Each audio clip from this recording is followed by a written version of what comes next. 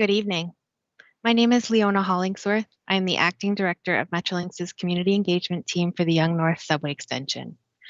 I'd like to welcome everyone to our 7th virtual open house on the Yonge North Subway Extension, but the first for 2022. Happy New Year. We know this is a busy time of year, so I would just like to remind you that this session is being recorded and will be posted online for anyone who cannot stay for the entire event. You also have the opportunity to send us questions anytime through our Metrolinx Engage platform. It is my pleasure to be the moderator for this evening's event. As moderator, it's my job to keep the event on time, to ensure your questions are heard and answered, and to make sure we get to as many questions as possible in the time available. Thank you again for your interest in joining us here this evening and for your interest in this project. An important note, this event is being closed captioned. To use this feature, enable it on your video player. To begin, Metrolinx acknowledges that it operates on the traditional territory of Indigenous peoples, including the Anishinaabe, the Haudenosaunee, and the Wendat peoples. In fact, we acknowledge that the Yonge North Subway Extension is occurring on lands covered by the Gunshot Treaty 1788 signed with the Mississaugas and which is within the Williams Treaties territory. We recognize Treaty 13-1805 signed with the Mississaugas of the Credit First Nation, and we acknowledge the Fort Albany-Nanfan Treaty of 1701 with the Haudenosaunee. Metrolinx is committed to building meaningful relationships with Indigenous peoples and to working towards meaningful reconciliation with the original caretakers of this land. Thank you for joining me in that moment. I'm now going to quickly just go through the format and introduce our panelists, then we can get into the content for this evening. There is a call-in option for tonight's event. In your registration email, you received a link to join a Zoom meeting, but you can also just select Join Zoom on the event page. In the Zoom room, you can raise your hand to ask a question live to our panelists. Please take a quick scroll through the existing questions before posting yours, and if you see one that covers your area of interest, vote it up. If you would like to ask a question but don't feel comfortable speaking, post it in the Zoom room chat and my colleagues will share. We've scheduled this session to last 90 minutes. We'll begin with a short presentation and then we'll spend some time answering the top voted submitted written questions from our Engage site. From there, we'll head into the Zoom room for some of your live questions. Please note that written questions will be answered based on votes, while call-in questions will be taken on a first-come, first-served basis.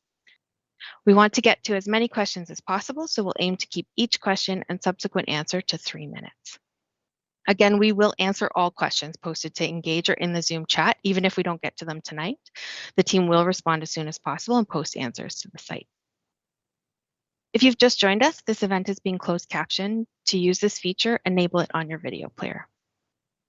On behalf of the panel, we look forward to a productive and positive conversation. We appreciate the ongoing connections we have with you and the time you've taken out of your evening to attend tonight.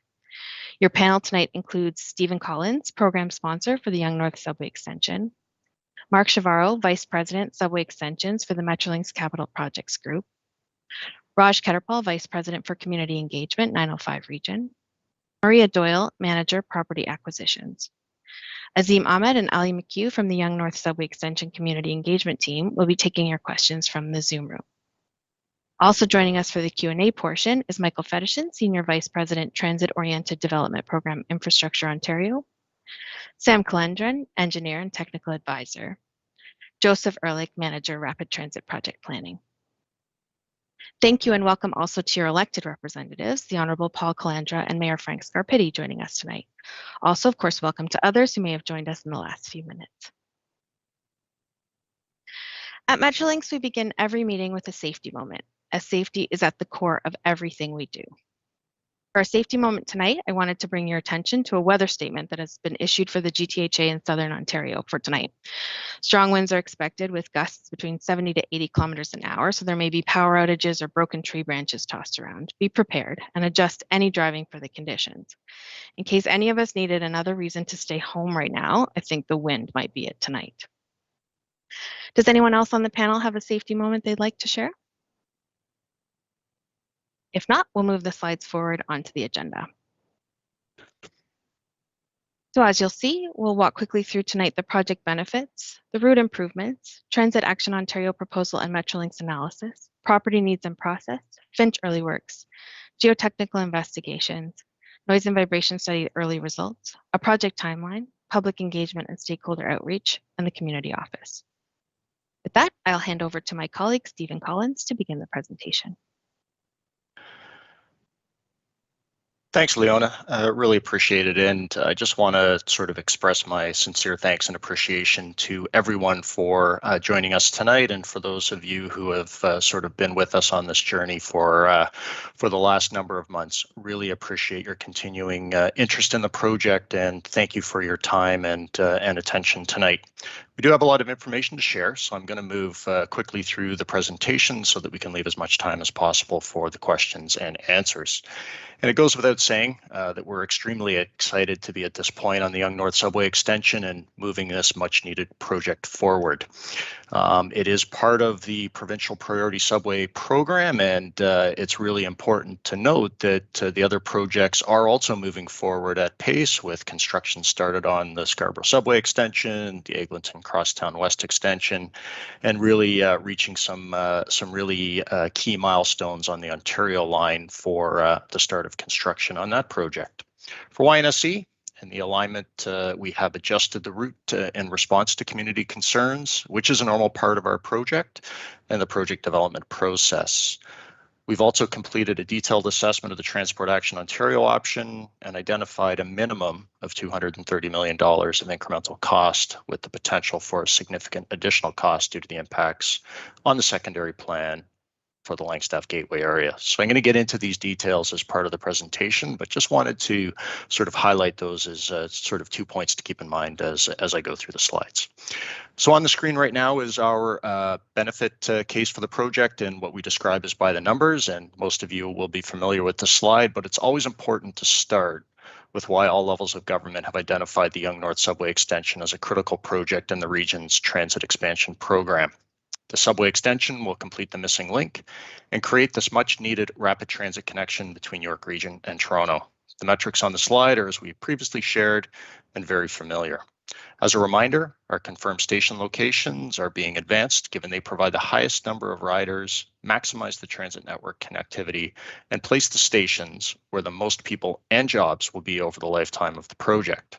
Our technical work continues to protect for additional stations at Cummer and Royal Orchard, and Metrolinx will work with the province and municipalities of the region to pursue opportunities for their inclusion. Next slide, please.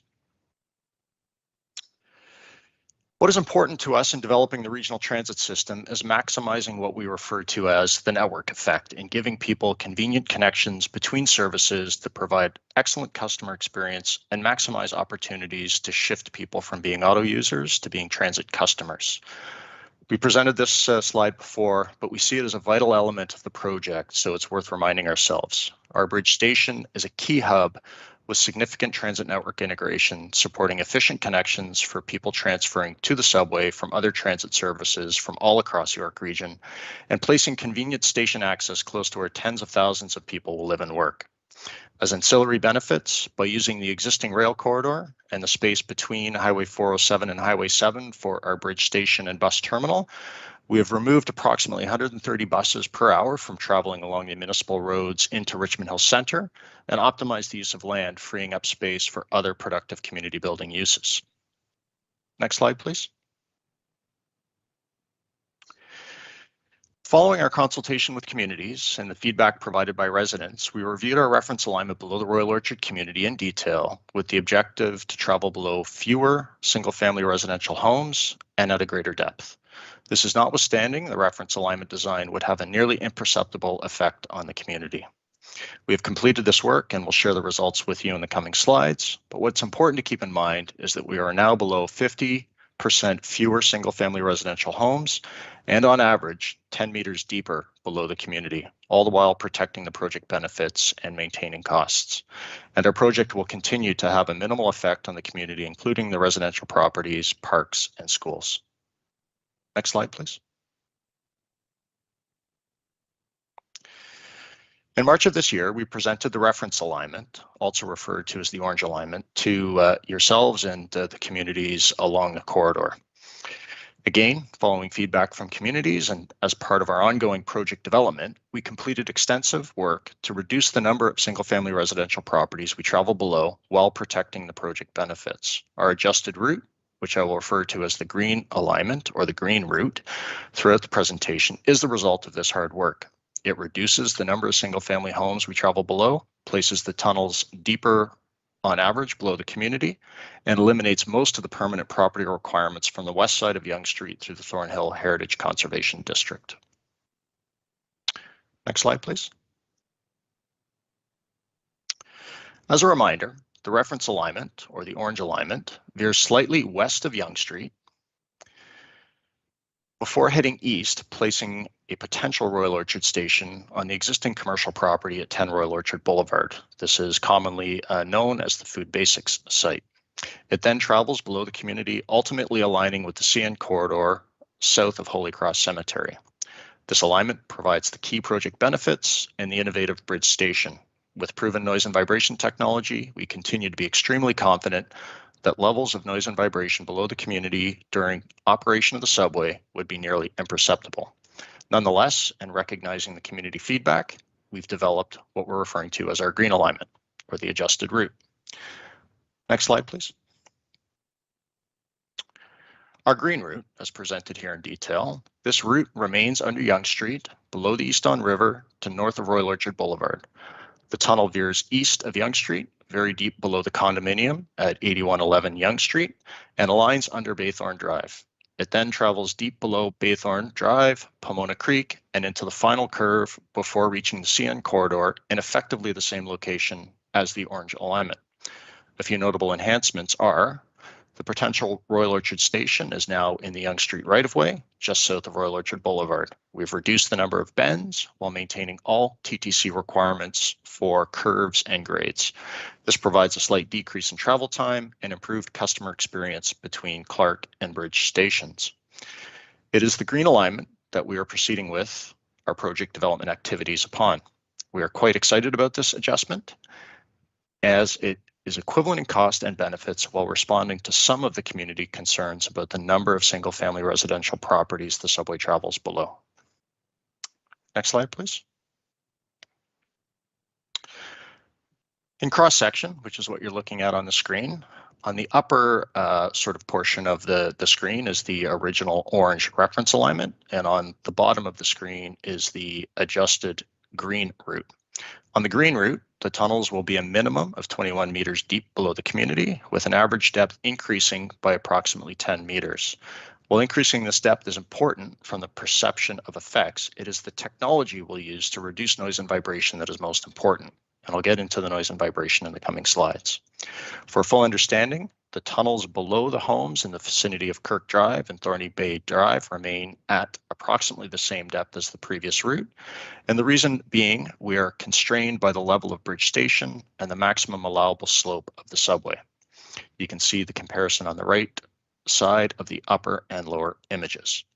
As we travel below Royal Orchard Park and along Baythorn Drive, we continue descending, ultimately reaching more than 40 meters and nearing 50 meters deep. We will need to acquire the underground property interests from each individual homeowner or property owner, which I'll get into in more detail in the coming slides. Next slide, please. In spring of this year, Transport Action Ontario submitted two alternate proposals or two alternate options to Metrolinx for assessment. The options as submitted by Transport Action Ontario are presented here. Option 1 on the left side travels east-west through the center of the Langstaff Gateway, and option 2 travels diagonally through the Langstaff Gateway area. We have thoroughly reviewed these options and will take you through our work over the next few slides. Next slide, please.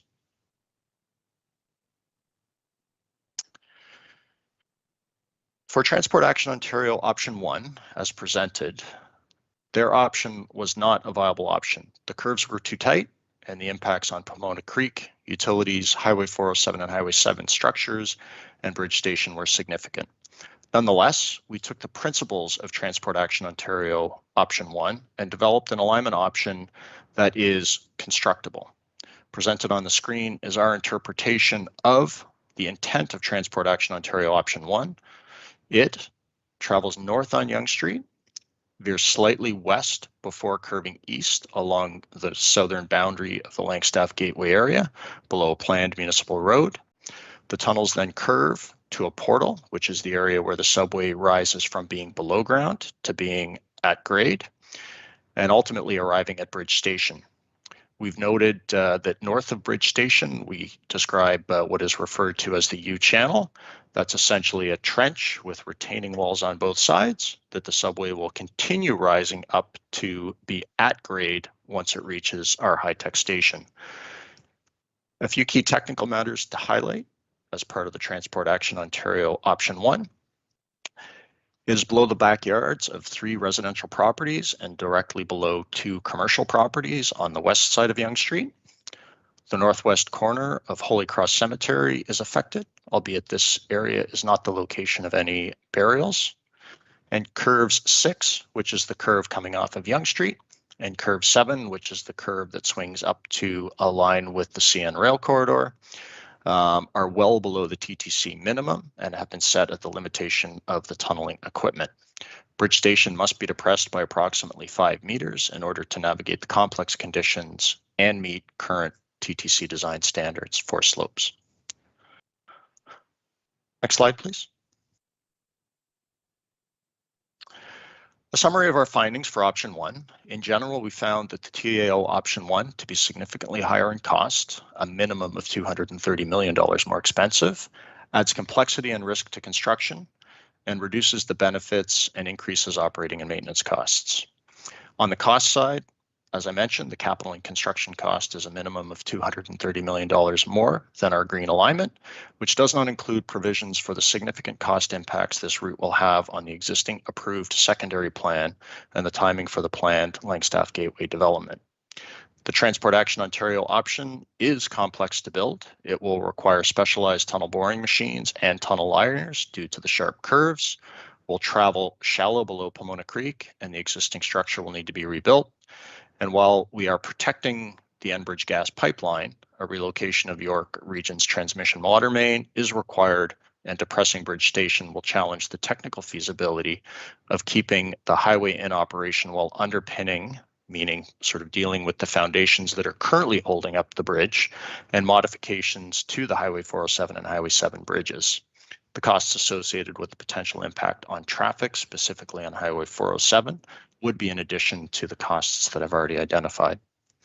From an operations perspective, we completed runtime simulations, and despite the slightly shorter distance or length of the Transport Action Ontario alignment versus our green alignment, the tight curves add approximately 2 minutes of travel time between Bridge and Clark Station, reducing the transit benefits of the project. Further, the tight curves will lead to higher wear and tear on trains, and track noise for passengers through the tight curves will lower the customer experience on the service. It would be similar to the subway as it travels through the curves near Union Station. Next slide, please. As presented, Transport Action Ontario option 2 is not a viable option for us because it precludes any station through the back-to-back curves. However, based on our review of the Transport Action Ontario option 2 and the objective it tries to achieve, we identified that it closely follows our initial business case option 2. That is, it stays on Yonge Street to north of the cemetery, places a station below the highways to achieve high-tech station, and achieves high-tech station adjacent to the existing rail corridor.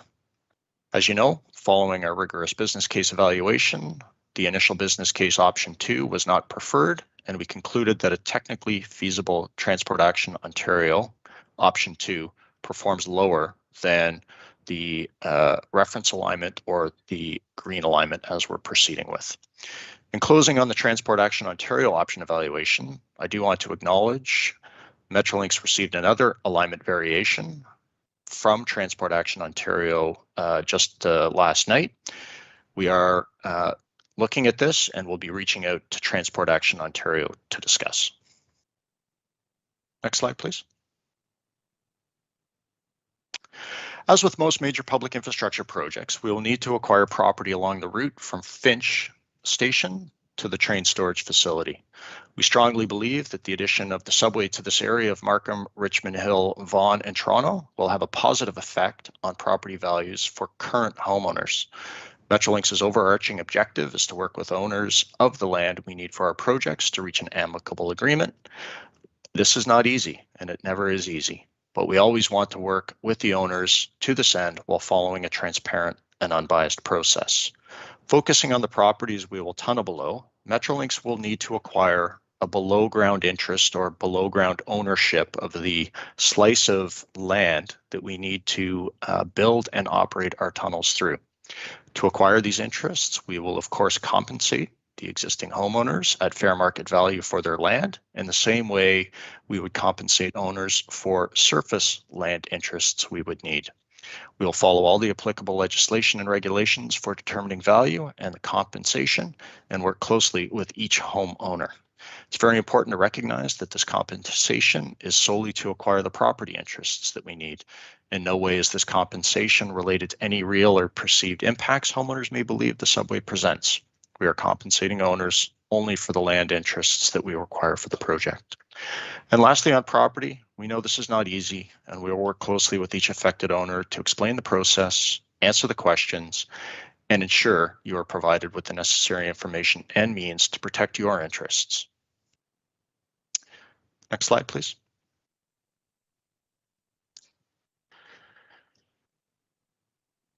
Our early works project at Finch Station is proceeding.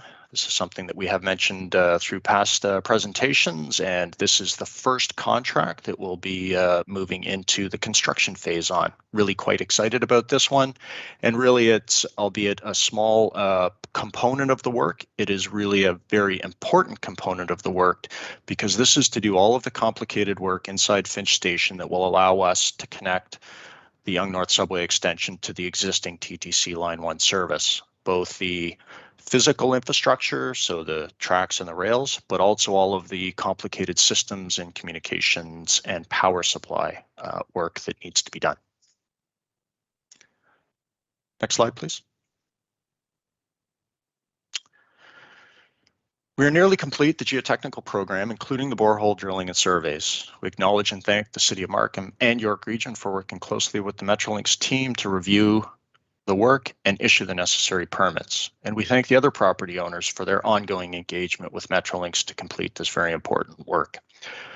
Throughout our geotechnical program, our community relations team has been on site with our field crews engaging the community and answering questions. A common concern from the community is around the safety of the work taking place for residents, pedestrians, and especially the children walking to and from the neighborhood schools. Rest assured, as Leona mentioned at the beginning of the session, safety is at the core of everything we do at Metrolinx, and we share the community's interests in protecting all people. Next slide, please. On the project timeline, just a few details to highlight here. Across the top line is the procurement and design of our early works program. And as I mentioned, we have recently sort of started the procurement of our Finch early works contract, and that will sort of get into construction later in 2022. And then sort of along the second sort of pinkish or salmon color bar of this figure, we are working towards an advanced tunnel contract request for qualifications release in the winter of 2022, and that would be followed in sort of the late fall of this year with the completion of our preliminary design business case.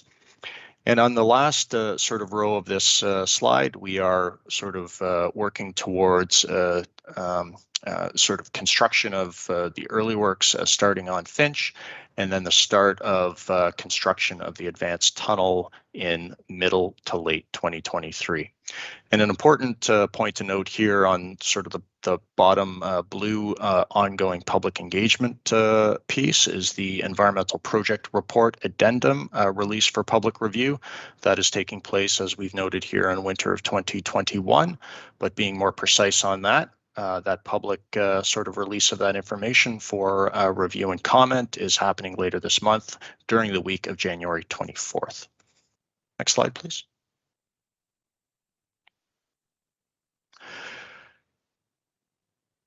Obviously, the community has expressed significant concern about the potential noise and vibration effects of the subway during both construction and operation.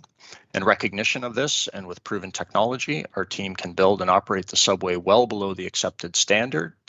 and criteria for noise and vibration. The result will be nearly imperceptible effects on the residents and homes in the Royal Orchard community and those above the subway tunnels. This was the case on the reference alignment and will be even better with the green route. Of note in these technologies are in use locally on the Toronto and York Spadina subway extension. This is the subway extension that goes up to the Vaughan Metropolitan Centre. These are in use below the Schulich building at York University and internationally on the Crossrail project below the Barbican Centre, which is an internationally renowned performance arts auditorium in central London. Our work continues on the analysis, and we are taking the ongoing geotechnical information into our modeling and assessments. As this work is completed, we will share the results with communities, including developing a physically immersive sound lab as part of our community office. And Raj will have more to share on this in his coming slides. Next slide, please. Which brings us to the public engagement and stakeholder outreach, and I'll turn it over to Raj to take us through the next portion of the presentation. Thank you, Stephen, and good evening, everyone. Thank you for joining us this evening. Since we shared our updated project plans about 9 months ago in March 2021, we've been actively consulting and engaging and listening to feedback from communities and stakeholders. We've hosted 6 public virtual open houses, with our 7th this evening. We presented at a number of municipal and regional councils, initiated a community table in the Royal Orchard community, and conducted community walks with residents and met in person and virtually with many stakeholders. Our Metrolinx community engagement team has established a regular presence along the route. We've continued to provide advance notice of our geotechnical work through distribution of approximately 1,500 notices, and we've distributed over 30,000 informational postcards to businesses and residents over the last few months. We have our second round of informational postcards and flyers, which are in distribution as we speak. In mid-December, our CEO, Phil Verser, shared an open letter to the Royal Orchard community. The letter addresses the concerns and questions we've been hearing and shares how we will continue to work collaboratively with the community to ensure it stays peaceful and a place where people want to live and attracting new homeowners. The open letter is available on our Metrolinx Engage website under the YNSE project page.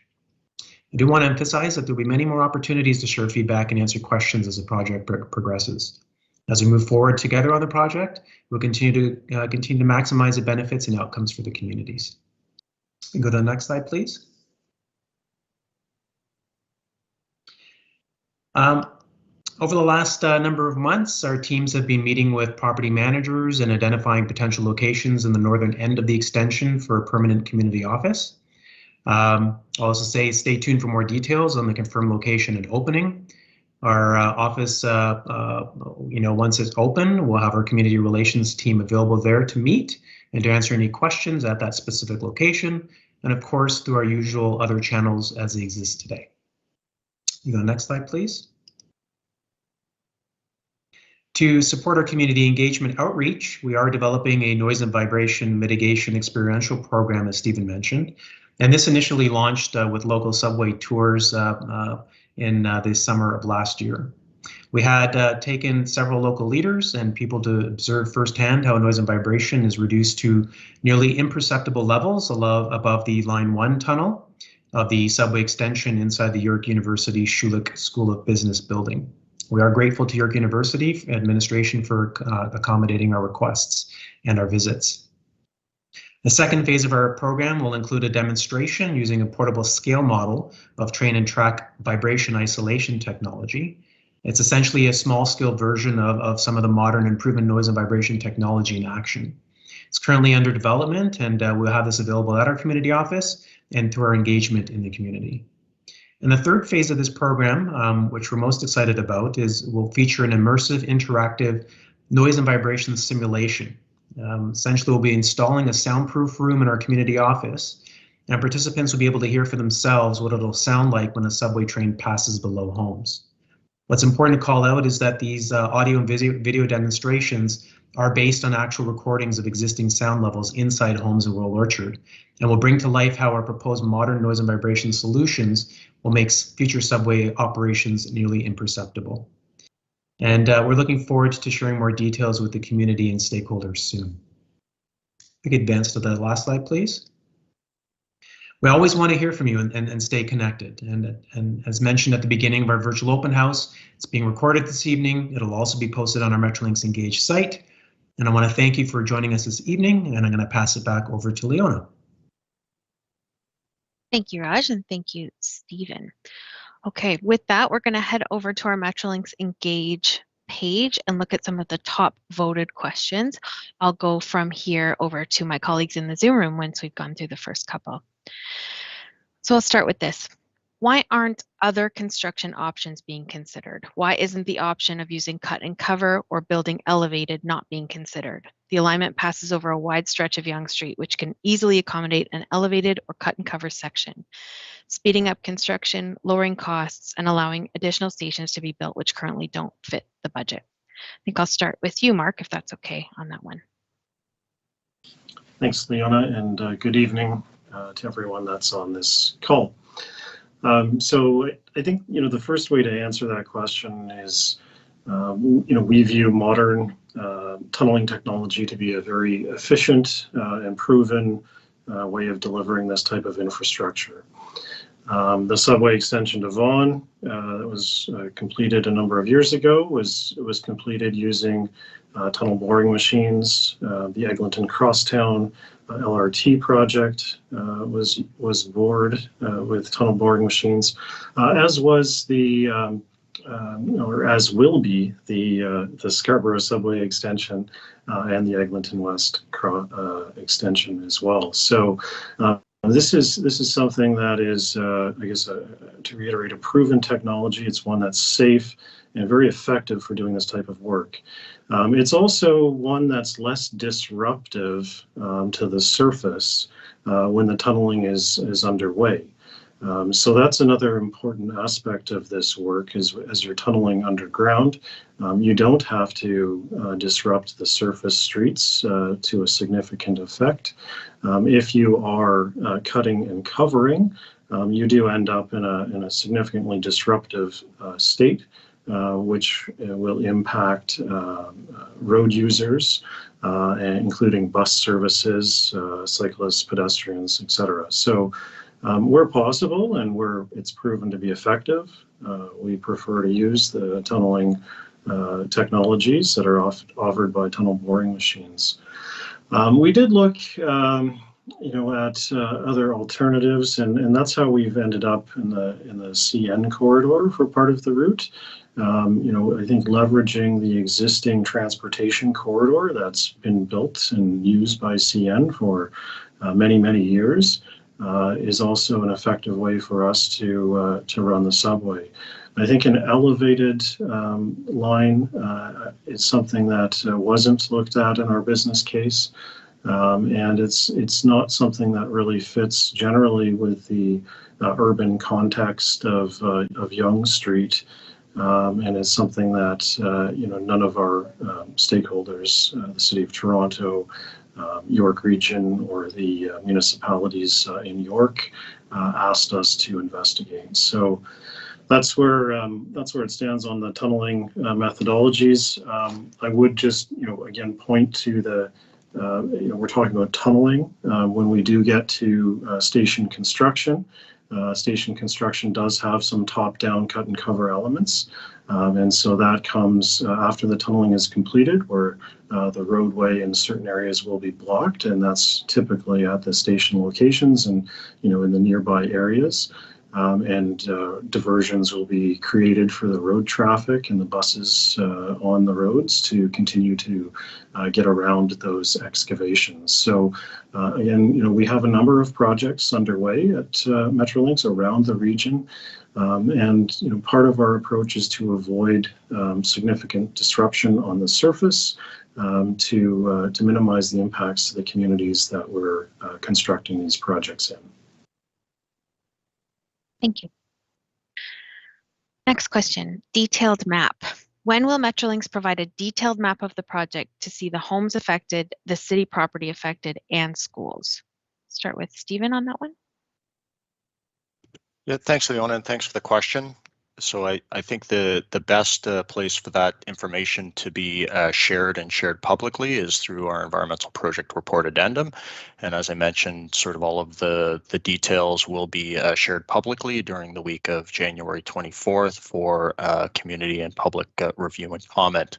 We will include sort of maps of the alignment, including sort of the sections up Yonge Street, the sections below the Royal Orchard community, and then into the CN corridor and along the CN corridor.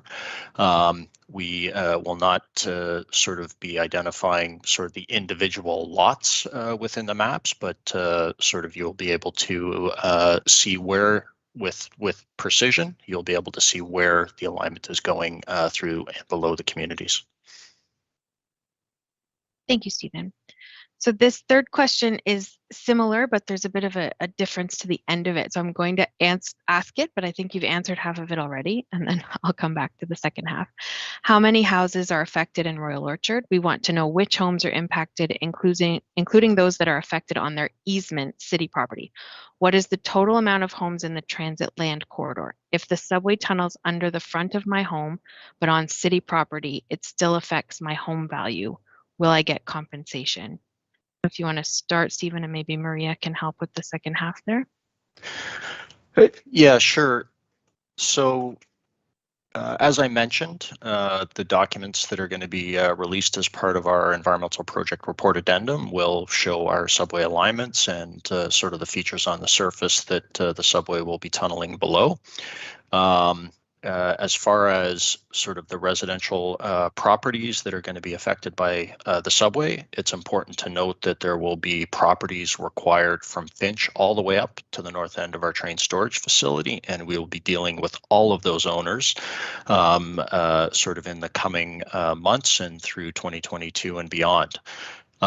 What's really sort of been the focus of our work is the single family residential properties through the Royal Orchard community. And what we've noted is that through our work, we have reduced the number of single family residential properties that we're tunneling below by 50%. So we're now down to 35 single family residential properties. 20 of those, the subway tunnels will be traveling below the building, and 15 of those, the subway will be traveling below the front or backyards. What we have done is we have reached out and contacted directly each of those 35 homeowners so that they're hearing first from Metrolinx and opening those lines of communications directly with them between ourselves and those homeowners. For all of the other property owners whose properties will be affected by the subway, that includes from Finch all the way up to north of the train storage facility. They will be sort of notified in advance of our sort of environmental project report addendum release later this month, and so those notifications will be going out in the coming weeks. And I'll turn over to Maria, who is our leader on the property acquisition side, to talk about sort of what it means for a homeowner to have a property sort of on a street under which the subway is traveling below. Thanks, Stephen, and thanks for the question. So I want to separate a few of these things out. The first one is that how does Metrolinx compensate landowners that are directly impacted or have a property interest that Metrolinx would like to have for the purposes of a tunnel or any other infrastructure that's related to the project? So we compensate for fair market value for the portion of the land that is required for Metrolinx. In the case that it is a tunnel underneath the landowner's property, then we would be compensating for that portion of the land that is required for our work. In the case that a tunnel is traveling in the legal right-of-way, so the land's owned by the municipality, in front of a property, there is no, first of all, compensation given to the landowner for that land, because that land is not owned by the landowner, it is owned by the municipality. If they're suggesting in this question, and I'm just sort of trying to think this through as we sit here, that it will affect the value of the land, that would be a different claim that they would have to make to Metrolinx for what they call injurious affection. At this time, there is no clear indication that a tunnel underneath the right-of-way in front of a property reduces the value of a home. We have a lot of tunnel and infrastructure underneath right-of-ways throughout the city, throughout the GTHA, that has no clear impact on the values of those properties that are adjacent.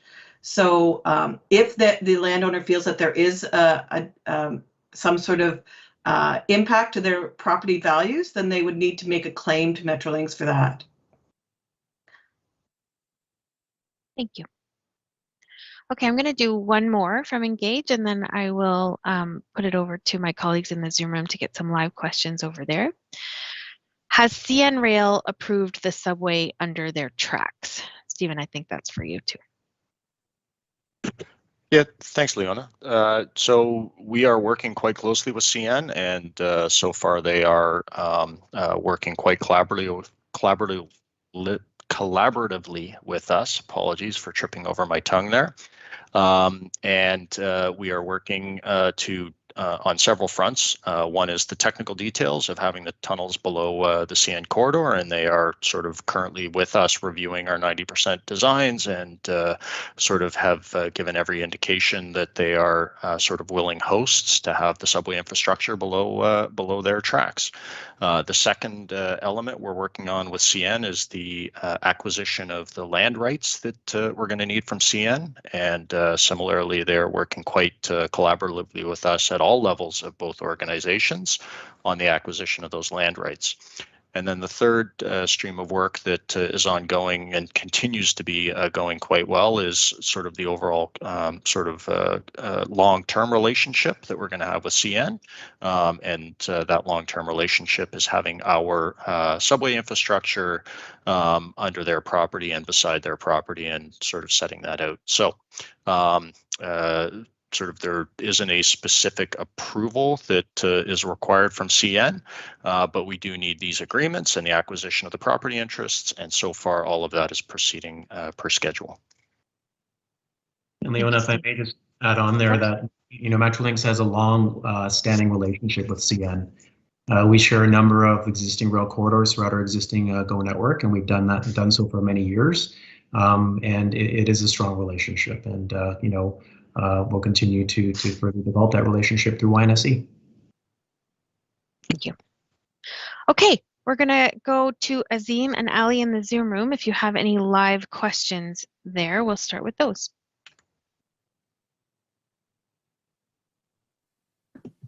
Thanks, Leona. Thanks, everyone. We do have some questions. We have a few that are for live audio as well as some on the chat.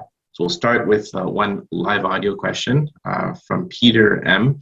Hi, Peter. Hope you're doing well. Good to see you. So I'm going to unmute you, Peter, and then I'll give you an opportunity to ask one follow-up, and then we'll move on. So let me unmute you. Can you hear me okay? Yes. Okay, great. I've got a short statement, and then I have a question. I'm Peter Misek, the president of Transport Action Ontario. We're the group that submitted the two options in the spring.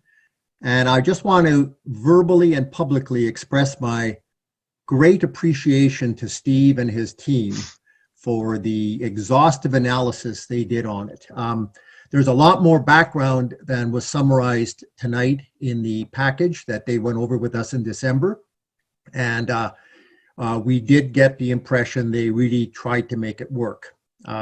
So Steve, I sent you an email, I think, to thank you, but I want to thank you publicly for that. Okay, now I do have a question. If you step back, and I want to thank Steve that you're going to take a look at our modified yellow line option also. Okay, great. I do want to step back a bit and ask a question about Bridge Station.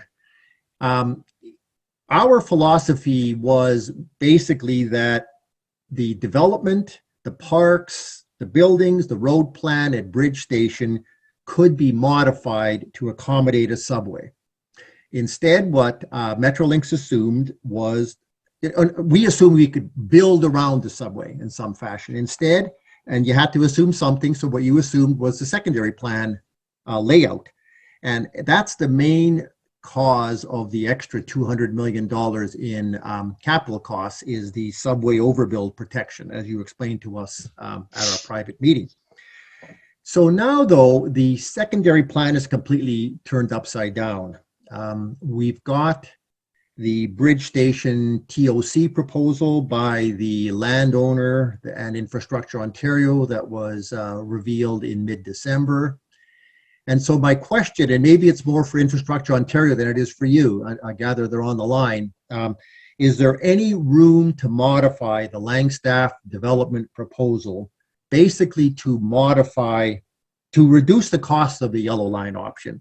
Because there's still a lot of angst about the green line, and I want to leave no stone unturned relative to the yellow line. And the biggest issue with the yellow line, one of the big issues with the yellow line, was the higher cost, which was largely subway overbuild protection. So can bridge station TOC be modified?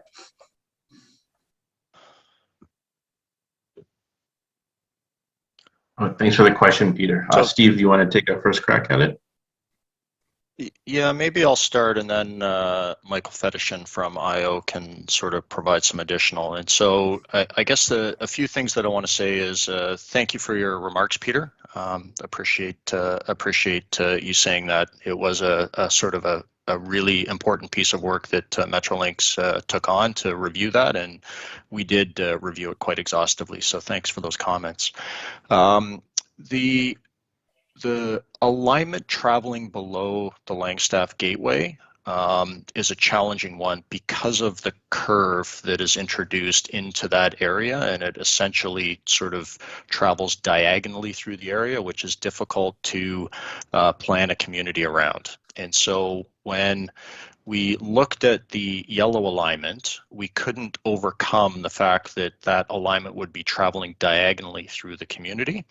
And it would be traveling in an elevation that would sort of be situated sort of within the basements of buildings or the parking structures of buildings. And so it would create a pretty challenging piece of work to sort out how those buildings would be structured and how those lots and blocks of the community would be structured.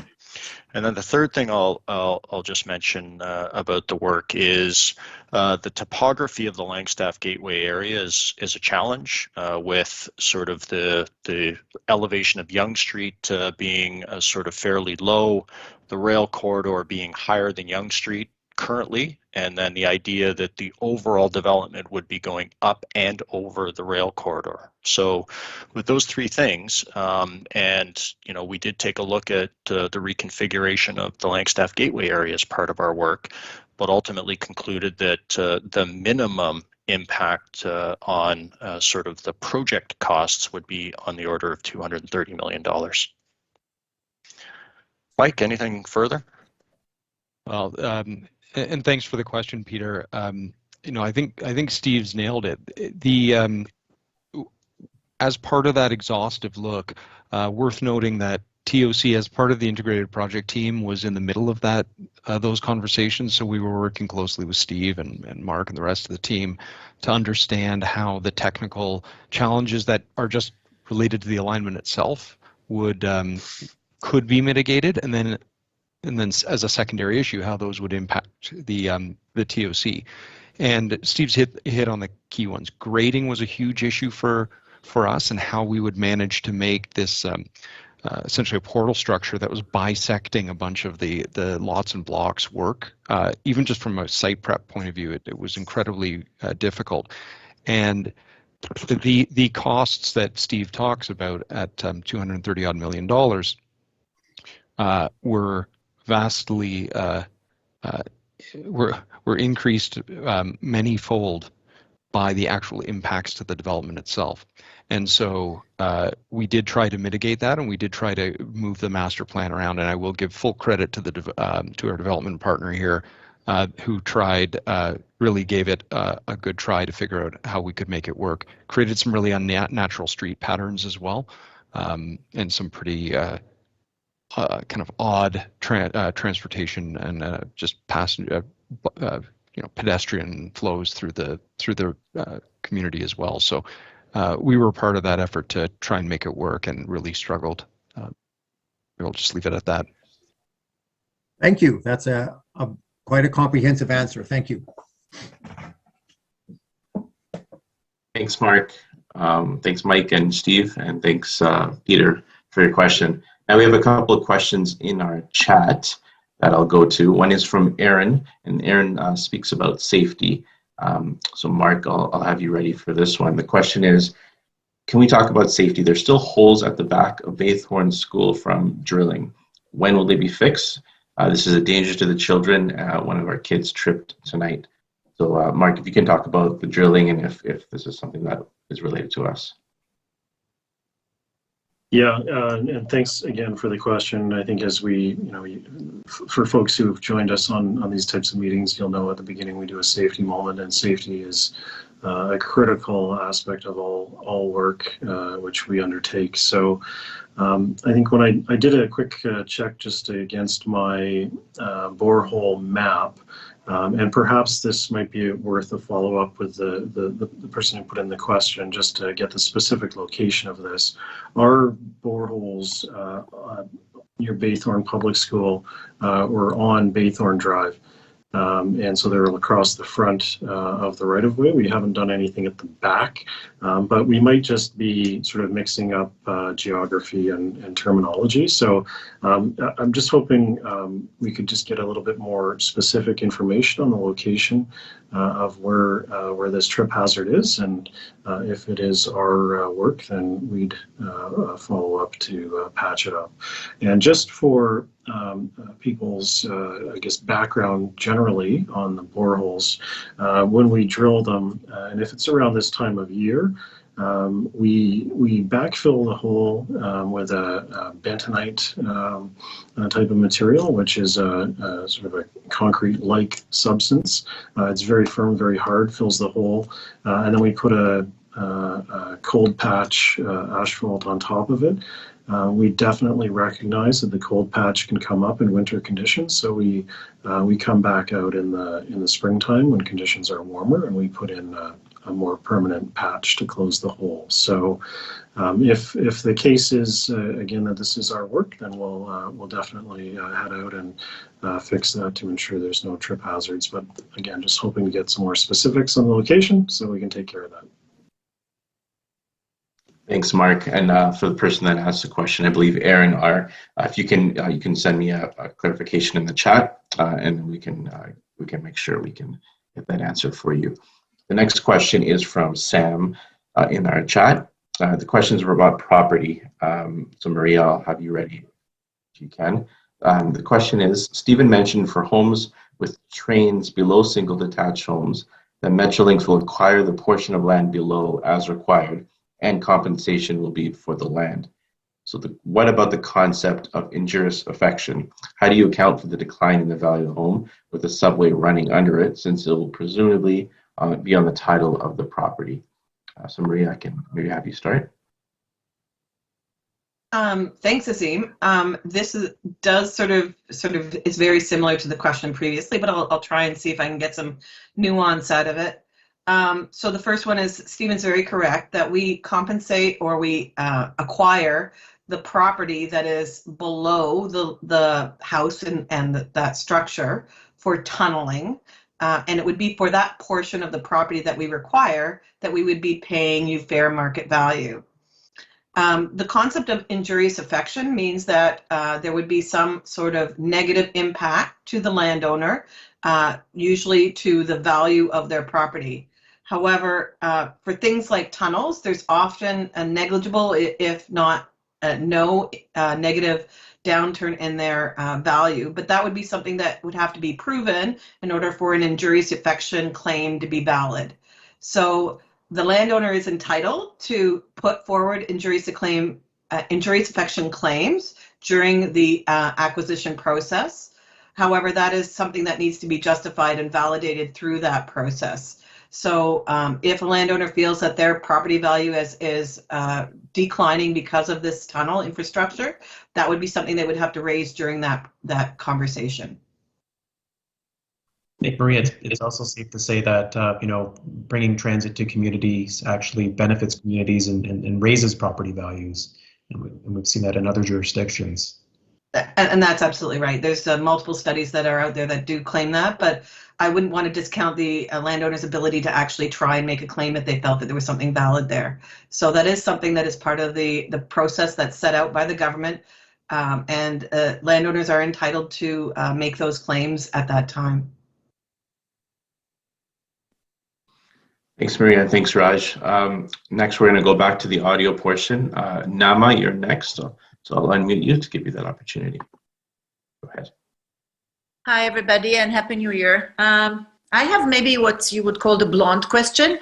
My ear caught Azim saying that in those laboratories, you will have a soundproof room to show us that you can't hear the subway.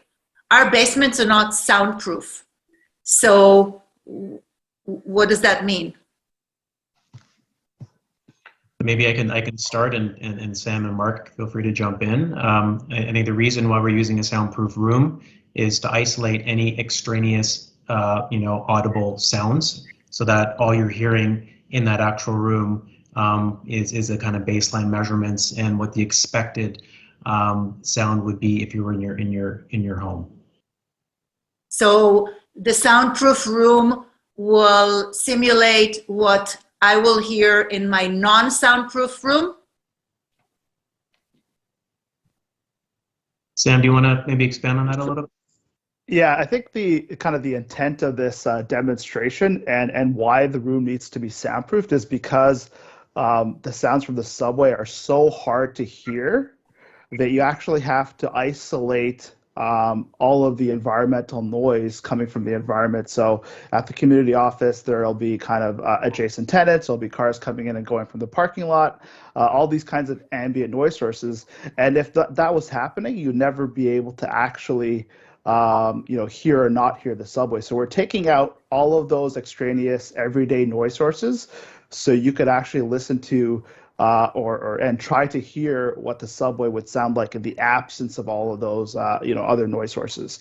Kind of bearing in mind that your home will have those noise sources, but this is kind of intended to give you that experience of how quiet is the subway in the absence of all this ambient noise. But our basements, we do have outside sound, some locations more, some locations less. Why aren't you doing this in a non-soundproof room to simulate like reality? Yeah, sorry, go on, Steve. No, please, Sam, carry on. I'll jump in at the end. It really is because it's so hard to hear, so that it wouldn't be really it wouldn't be a good demonstration. It'd be almost like going into amazing. I'm sorry? It will be amazing. We won't hear it, and then we'll say, go for it. Okay, that's a good comment to make, I suppose. Yeah, I think, and maybe I'll just try and help answer the question as well. And so what we have been challenged to do by the community is to provide a local example of exactly what will be experienced below the Royal Orchard community. We've provided the Schulich building, and we've provided sort of the experience on the Shepherd subway sort of in the Leslie area. And some members of the community have said that that's not a directly relatable location. And so what we want to do is have a directly relatable modeled location so you can experience what the subway will sound like in your basement below your home. And so, as Raj mentioned, the soundproof room, the soundproof is not to isolate you from the subway noise. The soundproof room is to isolate you having that experience in our sort of modeled environment, isolating you from all of those extraneous noises that Sam was talking about, so that when you're in that room, we've taken baseline measurements from some homes in the Royal Orchard community. We can push through the speakers in that room exactly what it sounds like in those basements based on what we have physically observed in those basements. And then what we'll do is we'll overlay on top of that the noise of the subway traveling below those homes. And so what you'll be doing is you'll be sitting in our room in our community office, isolated from all of the outside noise, hearing exactly what we have established as the sounds in a basement below Royal Orchard community, and then the addition of the subway going below. So it is sort of our attempt to give as close to a real life experience that people can come in and experience and have for what the subway will be like below their homes. I hope that helps answer the question. But what in regards to vibration? How are those simulations gonna show, let us feel the vibration other than the noise? So Sam, do you want to take the vibration? Yeah, so I think what it'll show is you'll go to the facility or the tour and you won't feel anything. It's kind of what the end result will be, but at least it'll show you or give you the opportunity to try and feel that yourself potentially. So what it will end up showing is that the vibration is imperceptible, as we've mentioned kind of in the past and during this presentation as well. So sorry, Nala, we're gonna have to move on. Sorry, thanks, Sam. Sorry, do you want to add one last thing, Sam?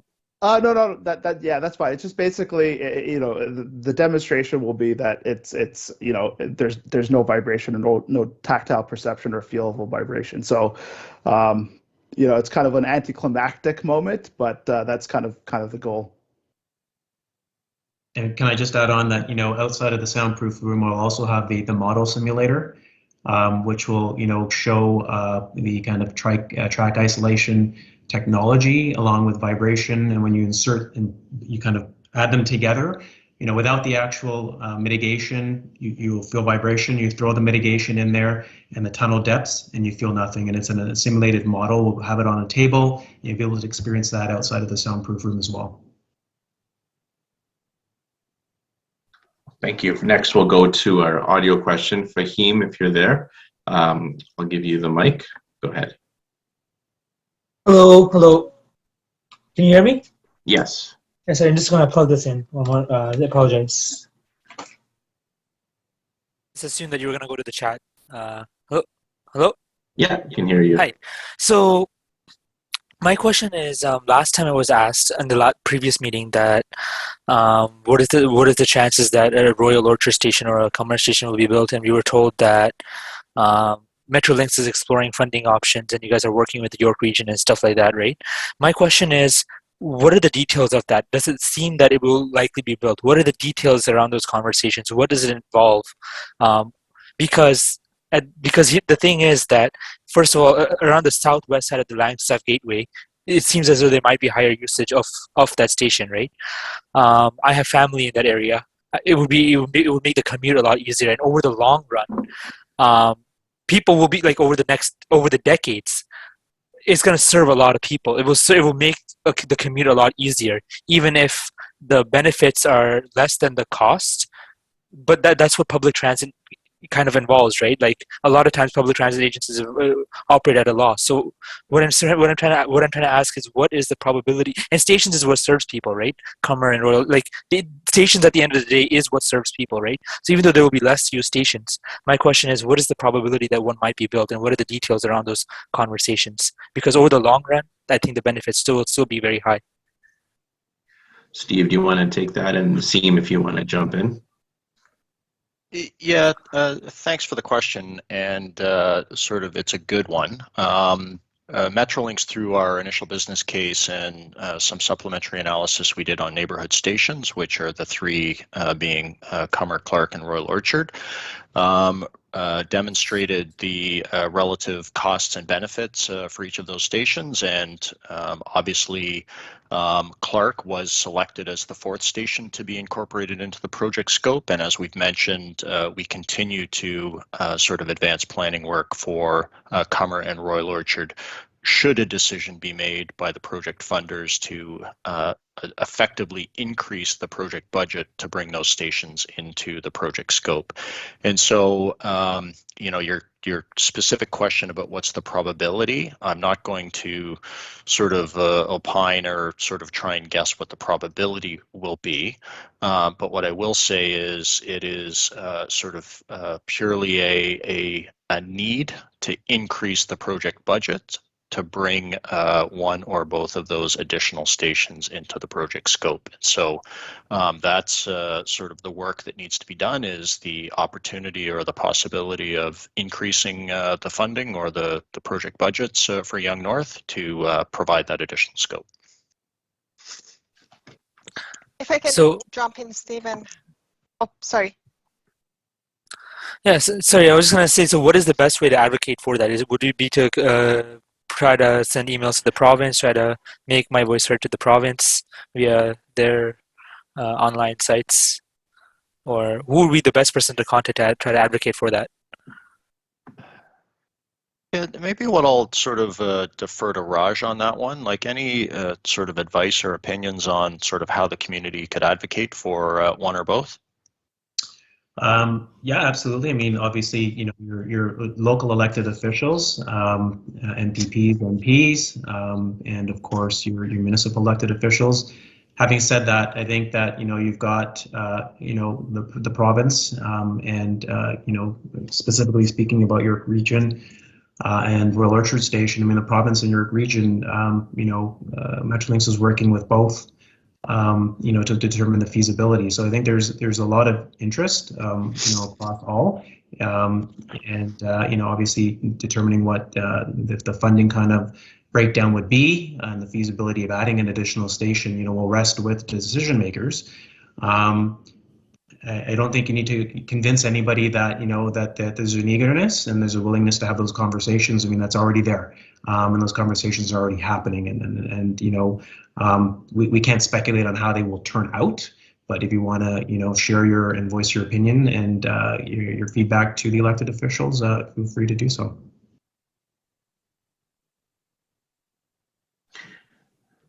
Fahim, before we're just going to give, before we move on to the next question, Nassim, you wanted to add something?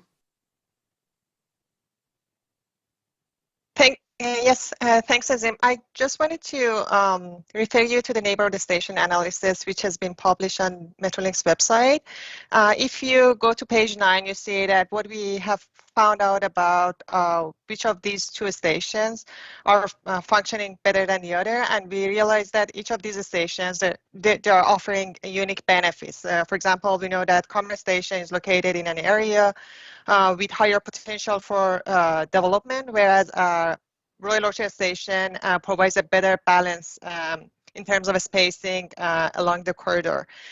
So in fact, we found out that there is a greater user benefits for Royal Orchard Station compared to Commerce because of its unique location.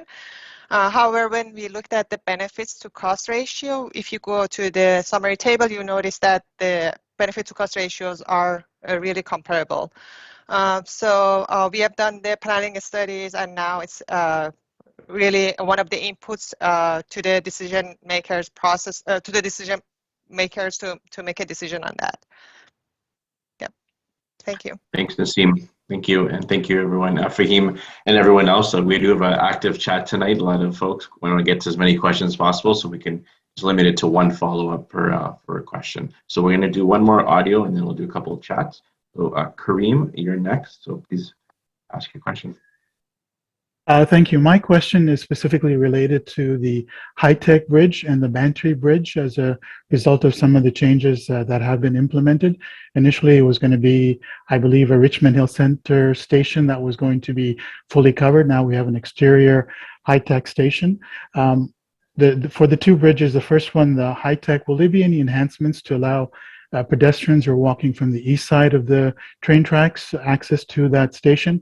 And secondly, the plan was to demolish the Bantry Bridge to make room for the train storage over a 6-month time period, and then rebuild it accordingly to make that. Are those what's happening with those two bridges, or is that too early to find out?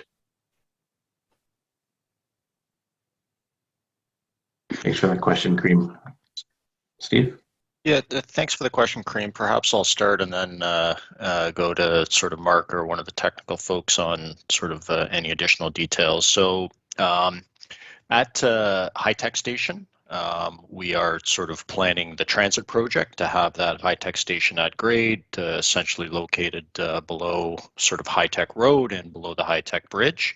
What I would suggest you do is take a look at the Transit-Oriented Communities proposal for High Tech, and we can provide the link to all of that detail as part of the meeting communications, because there is a fairly extensive transit plaza that's proposed to be incorporated with that High Tech Station TOC proposal that will provide some additional pedestrian connections. There's also a proposed pedestrian overpass between High Tech Road and Highway 7 that would provide additional pedestrian connectivity for the community and for people wanting to access the transit services.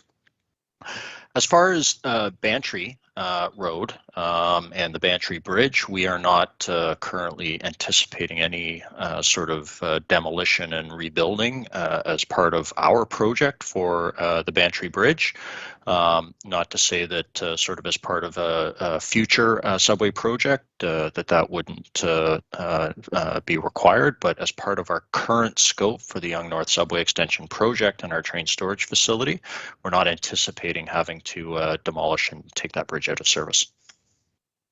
The reason I asked about the Bantry Bridge was after the 2009 approvals, there was another environmental assessment that was needed to be done when the discussions of the train storage was then added to the project. And as part of that, we as individuals living in that subdivision were asked, how do you feel about the proposal of breaking the bridge down so that things can be built a little bit better and then rebuilt over that 6-month time period.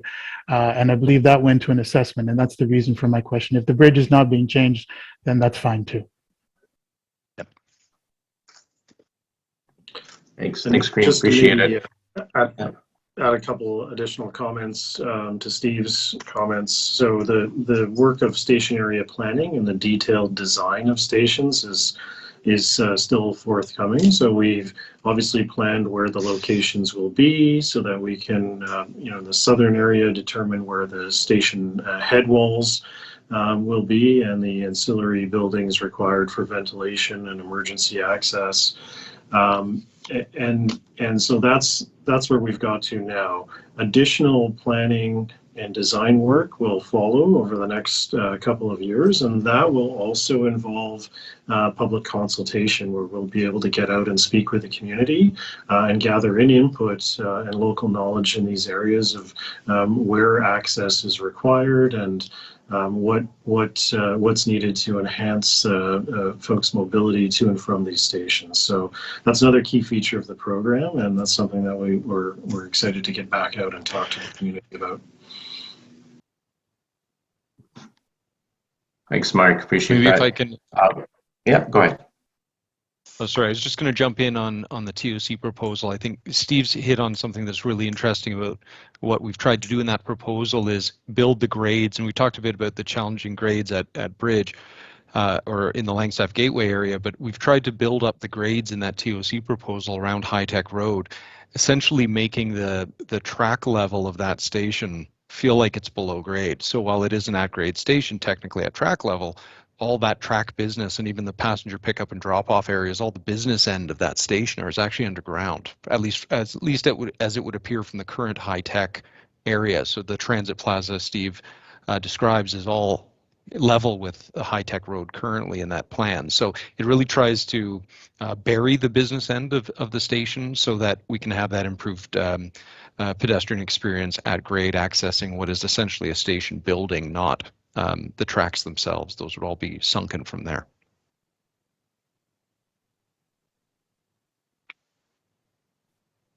Thank you. Appreciate that, Mike. We're going to go to a couple of chat questions now. This one is about increased ridership. So Nassim, I think you'll be the best person to tackle this. It's from Neoma. The question is, what is the expected increased ridership by doing this? I'm a long-time Thornhill resident, never dependent on the subway. Most residents who live north of Steeles do not rely on the subway. So Nassim? Thank you, Azim. That's a great question. So as Steven mentioned in the presentation earlier, we are talking about 94,000 daily riders by 2041. And I can say that that's the minimum. The reason I'm saying that is that once we did the ridership model, we used the assumption for people and jobs that is the minimum targets of the growth plan across the region. And once we engage the stakeholders like the municipalities, we realized that the planning trends is even higher than what we had anticipated. So what we are going to do in the PDBC, preliminary design business case stage, we are going to test it and to see what the ridership would look like if we have higher intensification along the corridor. And I just wanted to remind you that we are talking about a corridor that is subject to intensification from North York up to Yonge Steeles Corridor and then Langstaff Gateway and Richmond Hill Center. There are plans from regional and local municipalities to develop and intensify this area. So we are talking about a significant number of riders for YNSC. Thank you. Yeah, Nassim, I just wouldn't mind adding on to that a little bit. There's sort of 2 points I want to make, and the first is sort of, I'll say pre-COVID, and sort of all of our analysis is saying that through growth and sort of return to ridership, we will eventually get back to these numbers. But there were 3,000 buses, more than 3,000 buses per day carrying people along Yonge Street who wanted to access the subway service. And so the subway extension is going to bring those people closer to the subway service and significantly reduce the time they spent in transit each day. We looked at saving 22 minutes minimum on the trip from Richmond Hill Centre, downtown Toronto, by the introduction of the Yonge North Subway extension. So while some members of the community won't be shifting to transit, there are a significant number of people who are using the Yonge Street corridor in their daily commute every day. And then the second thing I want to mention is more sort of future looking. Sort of York Region, and I've spent a long time sort of working and living in York Region, sort of is sort of historically developed as a suburban community, auto dependent, and there are a lot of residents who have organized their lives around the automobile as their preferred method of travel. However, all of the sort of forward-looking planning is being based around sort of what is referred to as the centers and corridors. And so intensification along the regional corridors and intensification at the regional centers. And so serving those regional centers and those regional corridors with a higher level of transit service is going to give the people who are going to be moving there an opportunity to become transit users as opposed to auto users. And so while we're hopeful that we're going to be shifting some current auto users to be transit customers, we're also mindful that part of our customer base is going to be the people who are going to be moving here in the future.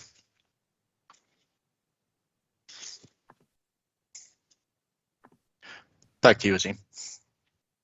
Thanks, Stephen. Leona, did you want to mention the time check? Sure. Well, I'll say it's 7:47. We had planned to go till 8 o'clock, but we have quite a few questions in the Zoom room coming up, and we want to get to as many of them as possible. So we'll stick around. We'll be here for a little while, but I just wanted everybody to know that we are heading towards that 8 o'clock time in case you had other plans after this meeting tonight. Thanks, Azim. Thanks. So next question is regarding the route and the alignment. So maybe Steve or Nassim can jump in for this. This question's from Tim in the chat. The route clearly shows it's traveling through Holy Cross and Bridge being below grade. I thought that there were two main reasons to go off the original route. You aren't going to be serving future residents. Developers have been approved for Few Basics and Yonge north of Kirk. Why not serve them with the original route? So either Steve or Nassim, if you want to jump in there.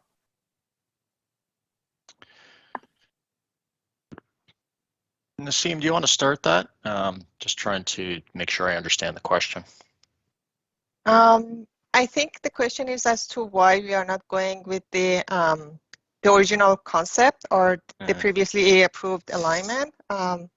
If that's a question, then I would like to take a step back and remind everyone as what we have been looking at when we studied different routes, different options for YNSA.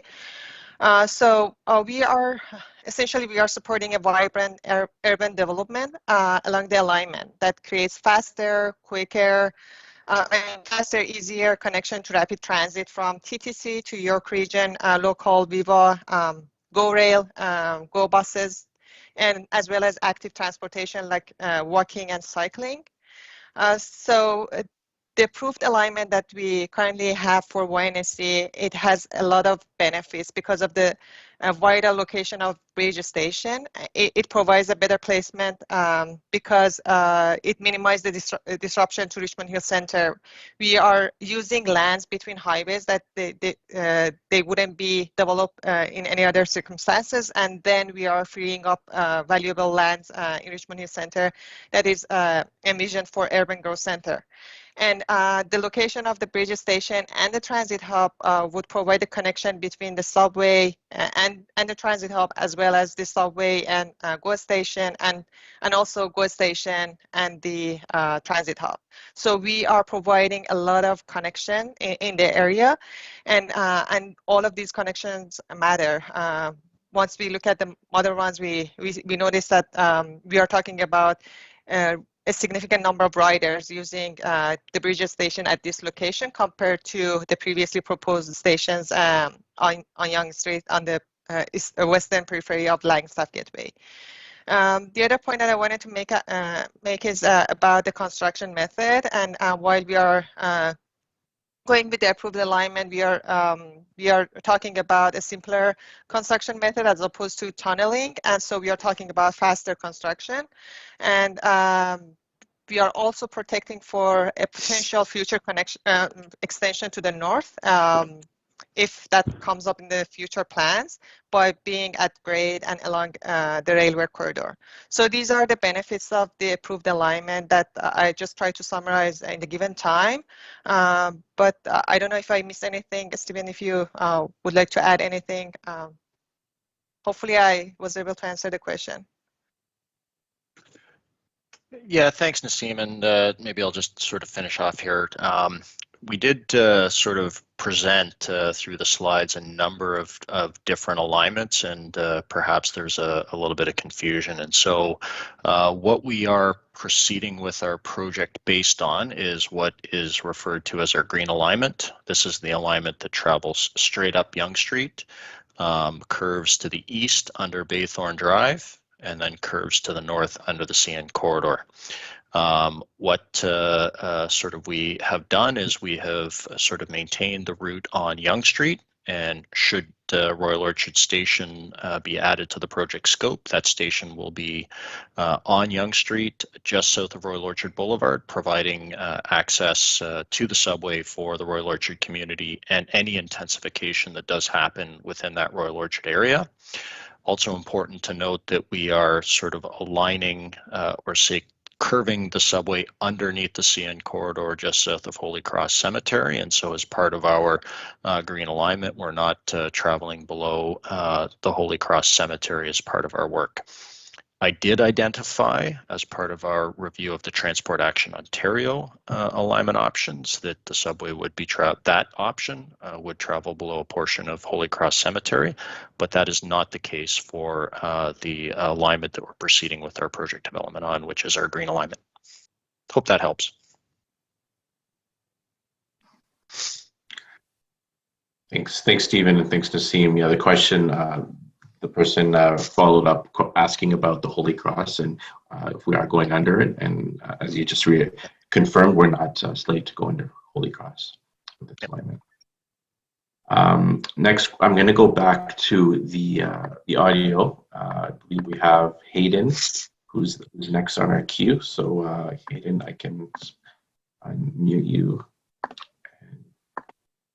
Go ahead. Can you hear me? Yes. Yes. Hello, I'm Hayden. I'm a Markham resident and also an urban planning student at Ryerson.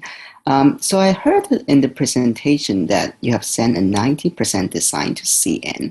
I would assume that is the alignment, the tunnel design. So I want to ask about the station design. I just want to know how far ahead are you on the station design, especially on Steeles and Clark Station, because in the previous study, there was proposal for some bus terminals, especially on Steele, which is underground. So I don't know, what's your latest design on that? Or is it the bus terminal being reallocate somewhere above grade or like at grade and or somewhere? I'm happy to take that question. And yeah, 90% design, you're absolutely right. That's where we're at on the CN component. And that's essentially, final design as you're just really working around the edges in the last 10% to 100%. On station design, I mentioned just briefly earlier that, the work that we've done to date on stations has really been to focus on what we need to do for the initial tunnel contract.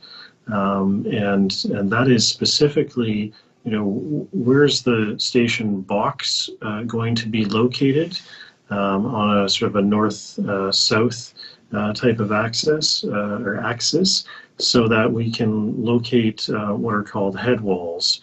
And head walls would be if you're on Yonge Street, the north and south boundary of the station box. And we build those before the tunnel construction starts by essentially drilling perpendicularly across the roadway and creating a sort of low pressure concrete wall that the tunneling machine will go through. And we do that before the tunneling machine arrives, as that helps create a strong seal between the tunnel liner and the perimeter of the station. So we've been exploring different options. We've obviously been working and leveraging the information that's been developed in the past and previously by York Region and TTC.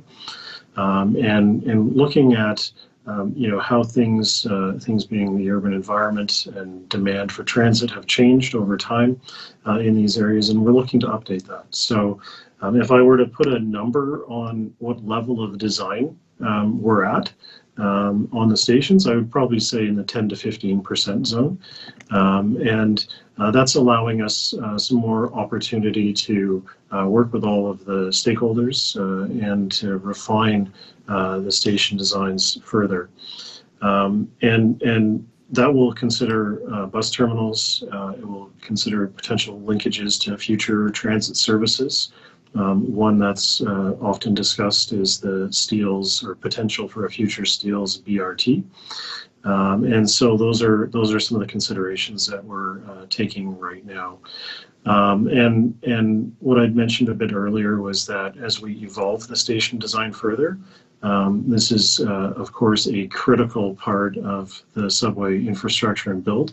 We'll be out to consult with the community and to talk to as many residents as are interested in talking to us about their views and aspirations for station design. Yep, thank you for a detailed response. Okay, thank you. Thanks for the question, Aidan. Thanks, Mark. Next, we'll go to another question from the chat. This question, Mark, you might be the best person to answer, but anyone feel jump in. Question is, I've asked this question to Metrolinx by email before, but was never given a direct answer. What is the width of the corridor transit lands? So the land beyond either side of the tunnel transit corridor. So I guess the question is, what's the total width of the transit corridor lands as specified on the Metrolinx online graphic? So I'm not sure if we have that answer on hand.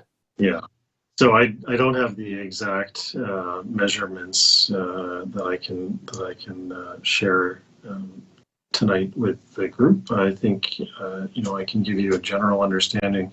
The tunnel diameter is about 5.8 meters, and so that's for one tunnel. There's two tunnels, and we typically keep a separation of a tunnel diameter between the two. So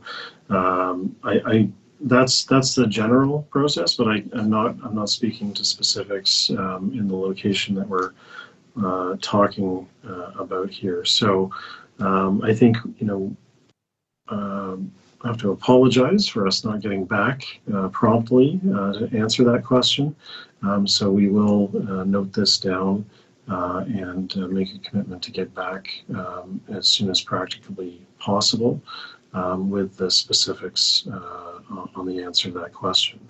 And so that's I'm talking tunnels under the roadway and the width of that corridor. I think there is another transit corridor definition out there related to the Building Transit Faster Act, and that is in effect for I think 3 of the 4 subway lines that Metrolinx is currently building, where we designate a corridor of 30 meters around the transit project, whereby Metrolinx will have additional planning control around activities in those areas to ensure that there aren't conflicts between other projects and the Metrolinx subway project. But that is something that is still being finalized for Yonge, and the timing of that would probably be sometime in the beginning part of this year, but we have to probably come back to folks with that when it's ready and host yet another virtual open house on that topic. And Mark, just from your experience in the other 3 projects, I mean, once they're determined, there is a notification that's provided. Yeah, I mean, I didn't want to get into the whole process there, but when the transit corridor is established, that's a very large mail out to every property owner that's affected, and with clear detail about what that means. And how they can get in touch with us and discuss what it means in more specifics. But it is something that has been in effect on the Scarborough project, which is another project that I work on for over a year now, and it's really been something that hasn't had a lot of impact on the day-to-day activities for folks that are along the transit corridor.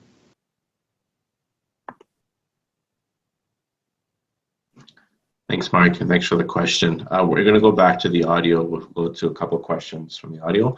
Arnold, and then we'll go to Rick after that. So go ahead, Arnold. Well, thank you for the opportunity to speak. First off, I wish one and all a very healthy and happy New Year. And now to the business at hand. Please know that I am speaking as an individual resident of this affected community. I do not represent any group in my comments.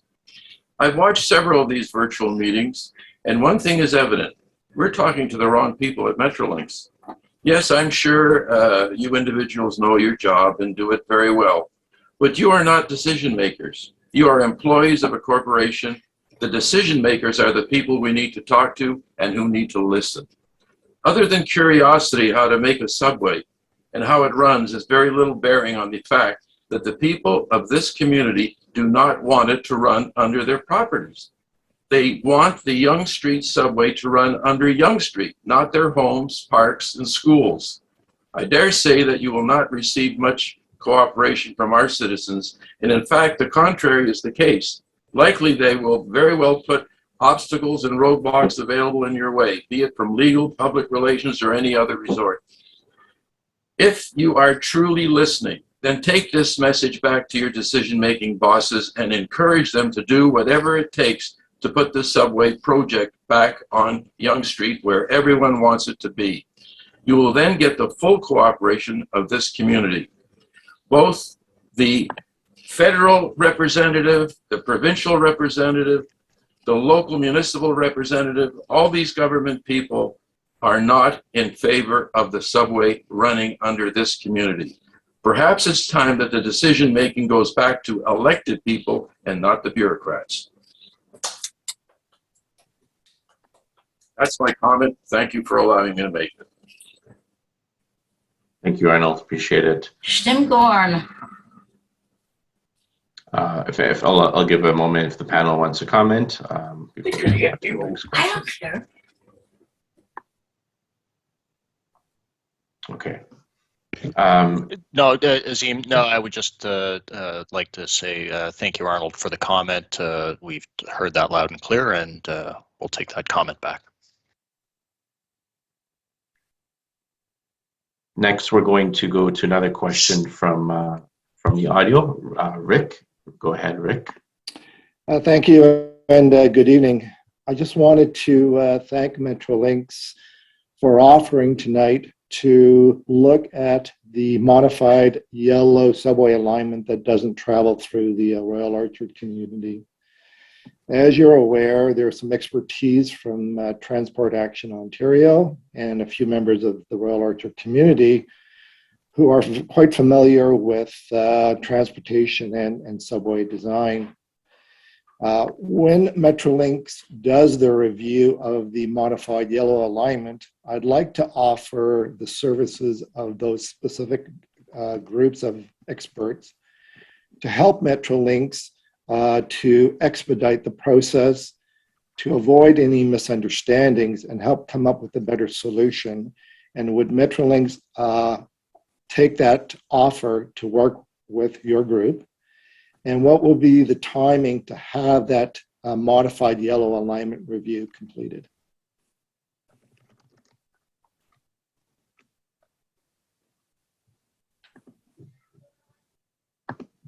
Anyone from the panel wants to start on the question?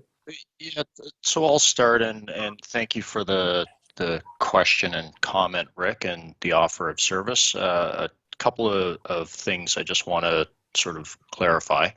I indicated that we have received this modified sort of option from Transport Action Ontario. We did just receive it last night. And we are still determining what we're going to do with this option. And I indicated that I needed to reach out to Transport Action Ontario to get some additional information on sort of the assumptions and the work that was done and what the expectation is. So that is work that needs to be done before we determine what our next steps with the modified option will be.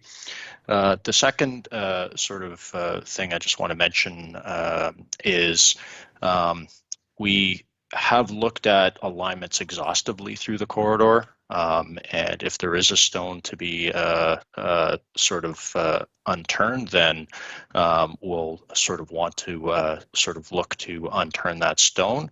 We believe that we've looked at every feasible, constructible, and operable option along the corridor, and what we have established is that the green alignment is what we're proceeding with our project development based on, notwithstanding that this option did come in from Transport Action Ontario last night. So I think to say that we're going to review it in detail is a little bit premature. We've got to assess what we've been asked to do and then reach out to Transport Action Ontario to talk about next steps. If I could just add, Steve, to that, if you don't mind, sorry, Rick, just before you go. I think when we did look at the initial TAO proposal, we had to do some modification to it, and so we did kind of work down across a variety of curves and radii, just to test out those different options. I'd say just in a very brief kind of non-technical way, we couldn't find a way with different curve radii to make it work without sort of violating the principles that we have for the project. So, we'll get back, as Steve indicated, with a bit more detail there, but playing around with the curve radii on the project, bigger, smaller, whichever way it is, still causes issues that are essentially unmanageable. Since both the roller community and the TAO had requested this so-called yellow alignment, I believe the dialogue should not only occur with the TAO, but it should also include the experts from the community. So on a go-forward basis, I would ask that the Royal Orchard Steering Committee be informed of those meetings or that dialogue so we can participate in that dialogue with Metrolinx staff along with Transport Action Ontario. And would that be acceptable?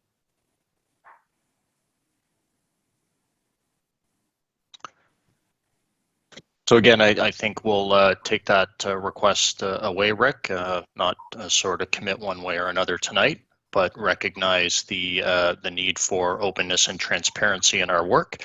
And that is sort of what our commitment is here.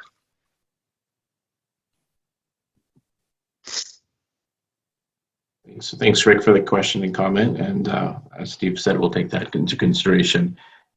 Next question, we're going to go back to the chat. This question's it's from Tristan about the 407 Transitway.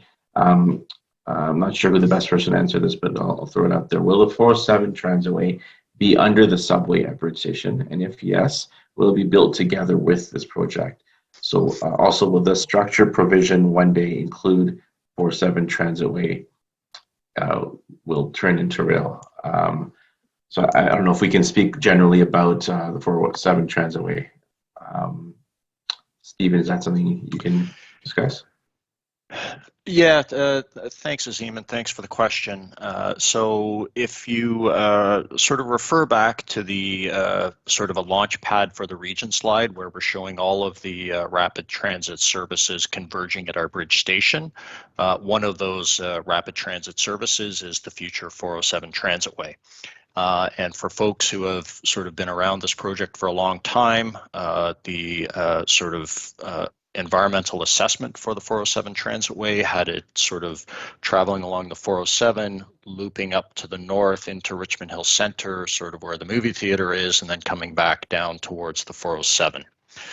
What our project is able to do is keep that 407 Transitway essentially staying on the north side of 407 between Bayview and Yonge Street, traveling below the existing CN rail corridor, traveling below the future Yonge North Subway, and having that future vertical connection directly below the Yonge North Subway extension to the 407 Transitway. We sort of are working with folks at the Ministry of Transportation who are sort of the owners of the 407 Transitway project currently to make sure that sort of the project planning for the 407 Transitway is following the planning for the Yonge North Subway extension. As far as the type of technology or the type of vehicles that will be used on the 407 Transitway, sort of it's a good question, and sort of will it sort of be adaptable to move from sort of a bus service to a rail service? I think that's what was contemplated as part of the original 407 Transitway environmental assessment and what we're continuing to talk to the Ministry of Transportation about.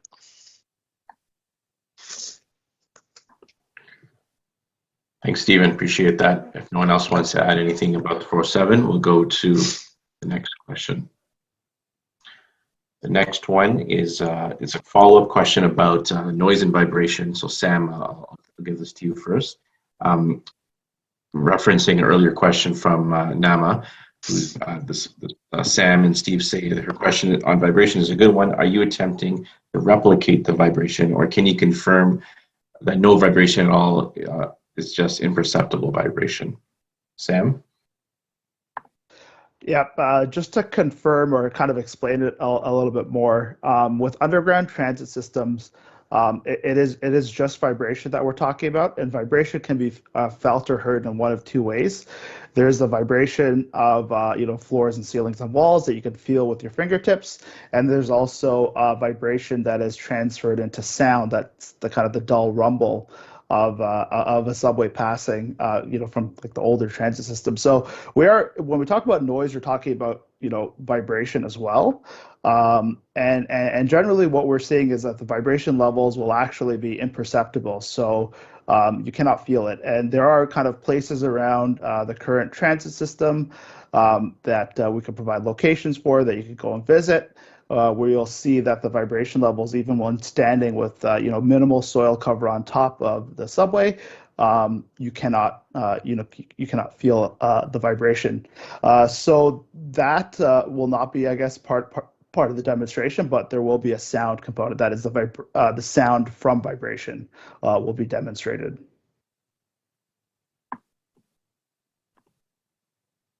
Thanks, Sam. Next, we're going to go back to the audio question. Rosanna, and also just before we do that, as Leona mentioned, we're definitely, as we've gone already over 8 o'clock, we're prepared to go continue on. So we'll try to get as many questions as we can over the next few minutes. But just in case we don't get to you, be assured that all questions asked will be responded to, and Metrolinx engaged within 14 business days. So with that, I'll give it to the floor to Rosanna on the audio. Go ahead, Rosanna.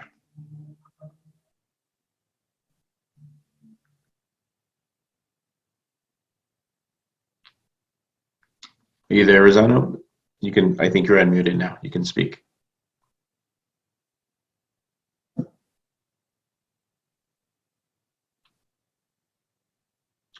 Don't hear anything, so you can try to send me the message on chat if it's not working, Rosanna, or you can we'll try you again after this next person. So the next person on the queue is JKKLA. So I'll unmute you. You can go ahead. Thank you. It comes up with that acronym. It's actually Joan Clausen, and I am a resident of Donalbain Crescent, which is off of Baythorn. And I just wanted to start with a couple of quick comments. One, hopefully everyone understands that what it appears as if the sound and vibration tests are modeled results. And models, of course, are only as good as the human input. Witness our numerical weather prediction models. I was a meteorologist for many years, and models do have limitations. The other comment I wanted to make is I didn't quite understand how can the environmental assessment addendum and the specific route be released in the next few weeks when I believe you said the geophysical drilling was not even completed. And if it isn't completed, and obviously the results aren't analyzed yet, it's not clear to me how that could go forward. But the question I have is actually, you had mentioned how funding options are being explored for the additional 2 subway stations, which could be built, from what I understand, from Metrolinx at some point in the future. But are you exploring funding options for the $231 million that potentially, excuse me, would be needed for a route that would not tunnel under Baythorn? Because apparently there was a technologically viable option, but it required more money. Stephen, you want to try that one? Yeah, so there's a few things there.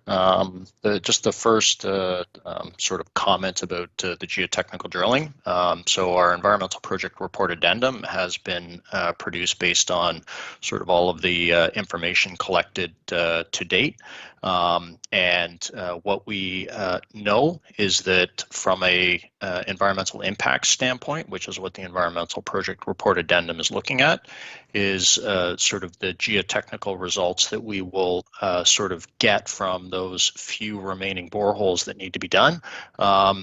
Although important for the design and construction of our tunnel and our tunnel boring operation, are not sort of material for the environmental impacts that we're expecting. So we don't anticipate, or we don't expect at all that the results of those few remaining boreholes will be much different than the holes that we've already done. However, they are important because that tunneling and borehole and tunnel boring operation is critical.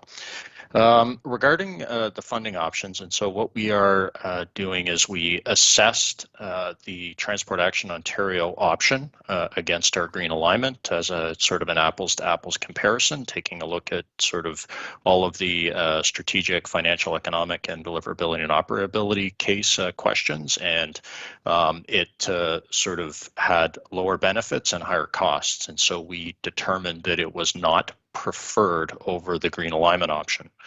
The discussions about sort of increasing funding for bringing additional stations into the project scope is a completely separate sort of line of discussion around what is the best transit project. The best transit project is the one that we are sort of proceeding with based on the green alignment, and the opportunity for additional stations is continuing to be protected for in our project development, and that is being done in parallel with the discussions that are happening between Metrolinx and the Government of Ontario and York Region and the City of Toronto for sort of those additional stations. So it's not really a if there's extra funding, why wouldn't we do the yellow alignment? The sort of reason why the yellow alignment we're not looking at is because on a benefits and costs and impacts, it is not preferred over the green alignment. And so we're continuing to advance our project on the basis of the green alignment.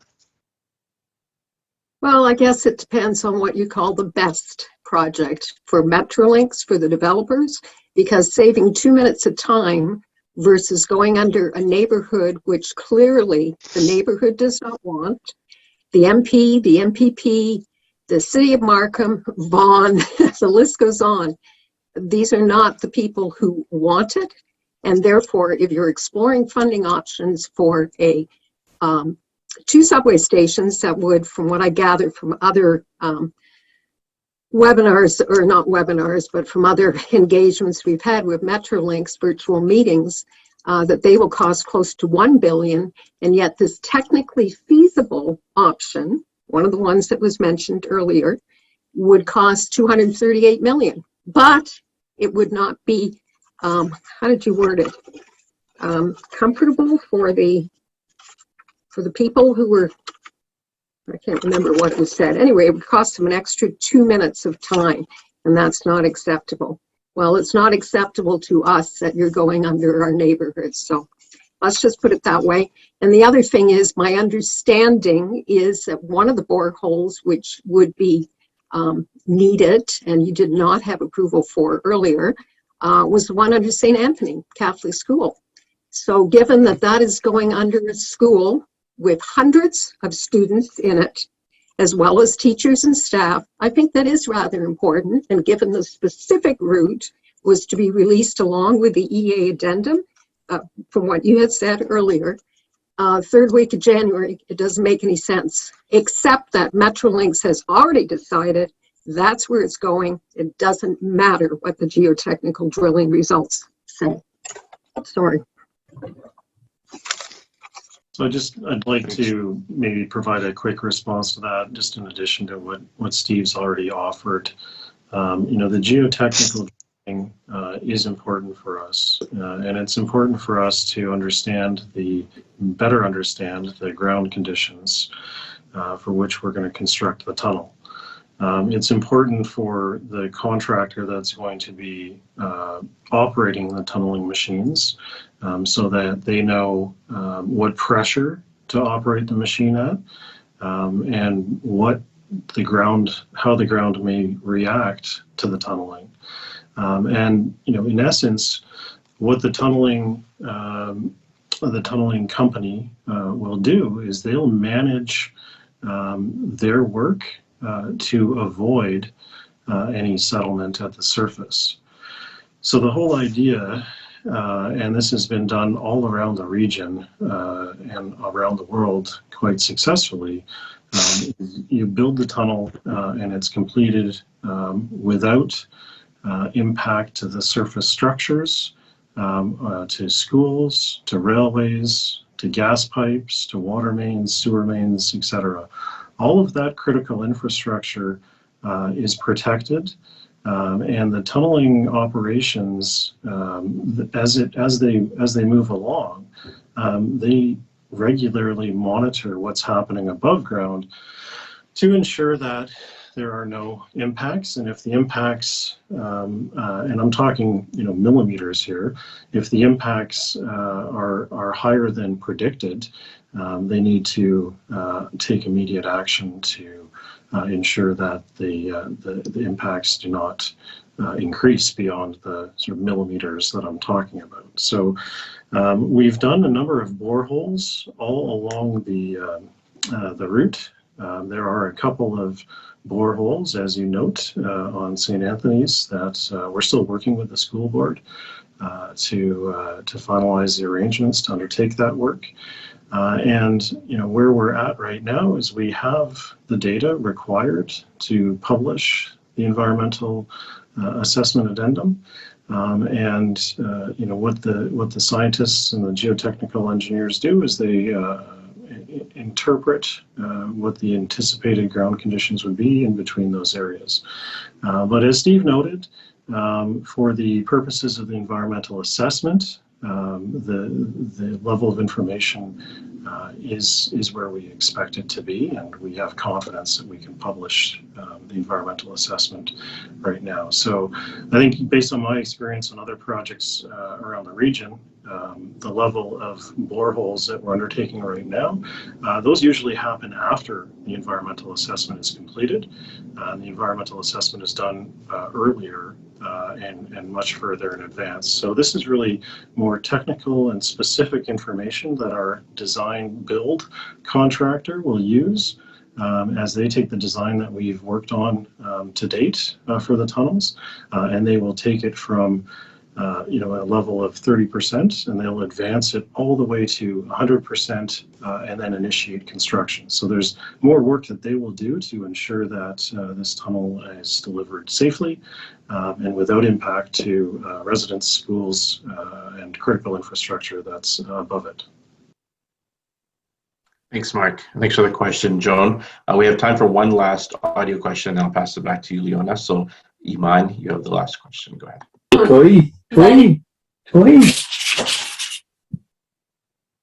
Hello.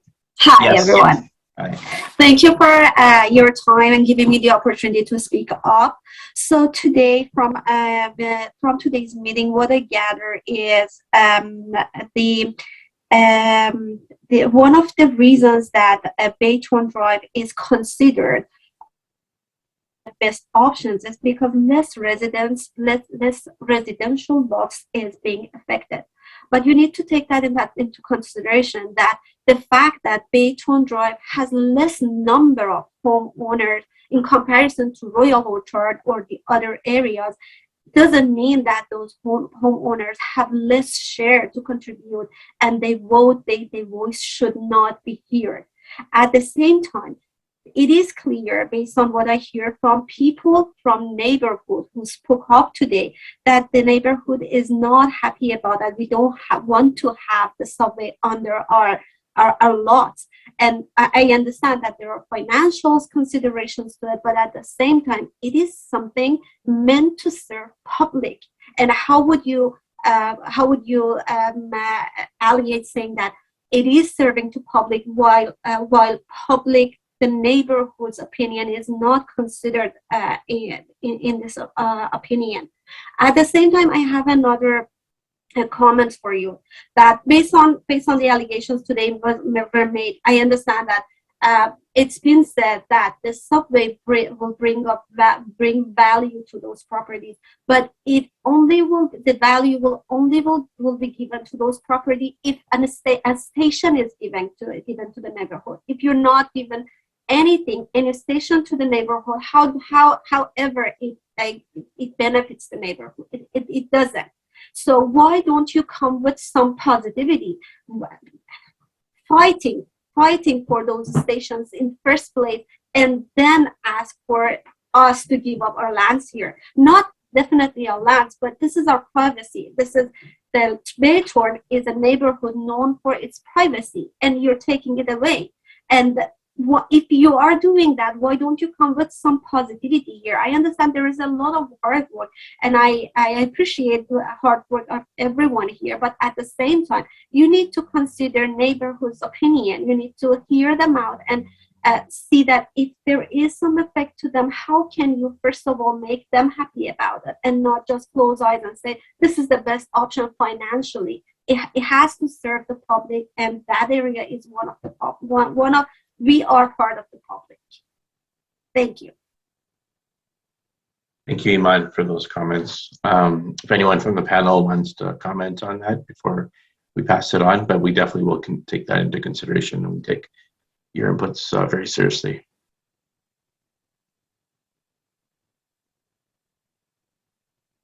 Okay, thank you, Iman. Thank you. So, Leona, Thank you, I'm Azim. going to pass it to you. Yeah.